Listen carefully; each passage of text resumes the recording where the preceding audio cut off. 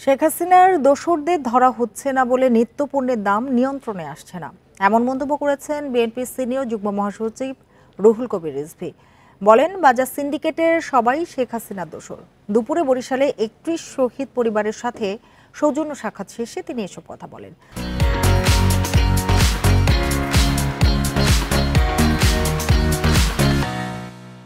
আওয়ামী লীগ টাকা পাচারকেই উন্নয়ন বলে প্রচার করেছে বলেও মন্তব্য করেন তিনি। বলেন, উন্নয়নের নামে শুধু লাভ হয়েছে তার নেতাদের।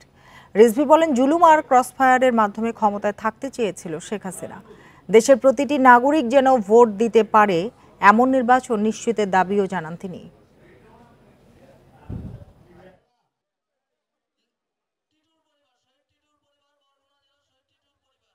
সরকারের প্রধান দায়িত্ব হচ্ছে যারা সিন্ডিকেট করে তাদেরকে ধরা, যারা এই সমস্ত বিভিন্ন চক্র তৈরি করেছে তাদেরকে ধরা, এবং এই চক্রের যারা নেপথ্য নায়ক, যারা এই চক্রের চক্রান্তকারী, সবই হচ্ছে শেখ হাসিনার দোষর।